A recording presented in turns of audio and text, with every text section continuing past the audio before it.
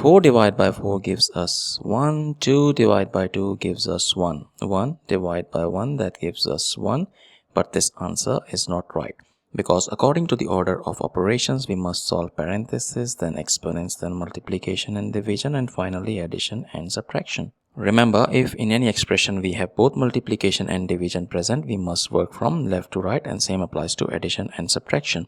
Now let's rewind and solve this problem the right way.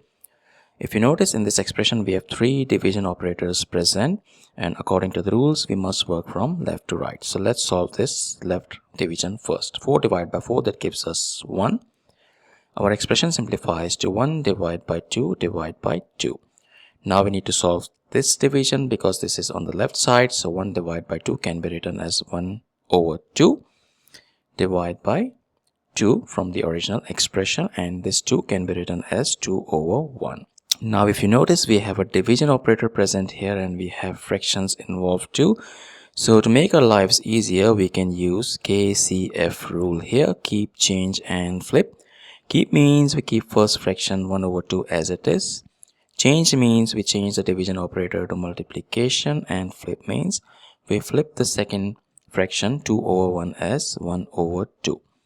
So now if you notice, we have multiplication operator present here, and it becomes much simpler because all you need to do is multiply the numerator and multiply the denominators to get the result. So 1 times 1 gives us 1 over 2 times 2, that gives us 4. So 1 over 4 is the final and correct answer to this problem. Thank you for watching. Please like the video, comment your answers and subscribe to our channel.